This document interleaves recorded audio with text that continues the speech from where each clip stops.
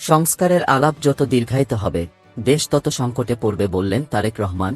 সংস্কার প্রস্তাবের আলাপ আলোচনা যত বেশি দীর্ঘায়িত হবে দেশ তত বেশি সংকটে পড়বে বলে আশঙ্কা প্রকাশ করেছেন বিএনপির ভারপ্রাপ্ত চেয়ারম্যান তারেক রহমান। রোববার ২ ফেব্রুয়ারি বিকেলে ঢাকা মহানগর দক্ষিণের আয়োজিত এক কর্মশালায় তিনি এ মন্তব্য করেন। তিনি বলেন, যদি নির্বাচন প্রক্রিয়া দেরি হয়, সংস্কারের আলোচনা দীর্ঘ থেকে দীর্ঘতর করতে থাকি, তাহলে যেই স্বৈরাচারকে বাংলাদেশের সব মানুষ, দলমত নির্বিশেষে, শ্রেণী পেশার মানুষ একত্রিত হয়ে দেশ থেকে বিতাড়িত করে দিয়েছে, সেই স্বৈরাচার সুযোগ পাবে দেশের মানুষের কাঁধে চেপে বসার। তারেক রহমান বলেন, কাজেই যে সব বিজ্ঞ সমন্বিত ব্যক্তি যারা সংস্কারের কথা বলছেন, আপনাদের সবার কাছে রাজনৈতিক দলের অবস্থান থেকে আহ্বান জানিয়ে বলতে চাই, সংস্কার বক্তব্য রেখে এ আলাপ দয়া করে দীর্ঘায়িত করবেন না। কারণ আপনারা সংস্কারের আলাপ যত দীর্ঘায়িত করবেন দেশ তত বেশি সংকটের মুখে পড়বে। ষড়যন্ত্রকারীরা ষড়যন্ত্র করার সুযোগ পাবে।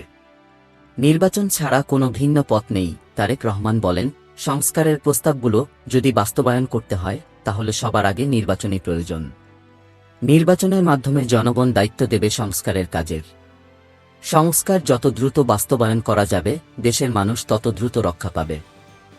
এই সংস্কার বাস্তবায়ন করতে হলে উপায় একটাই, যে সংস্কার প্রস্তাব বিএনপি দিয়েছে, যে সংস্কার প্রস্তাব অন্তর্বর্তীকালীন সরকারের কমিশনগুলো তৈরি করে দিয়েছে, যেটাই হোক না কেন এই সংস্কার প্রস্তাব বাস্তবায়ন করতে হয়। নির্বাচন ছাড়া আর কোনো রাস্তা নাই। একটিই পথ, জনগণের নির্বাচন।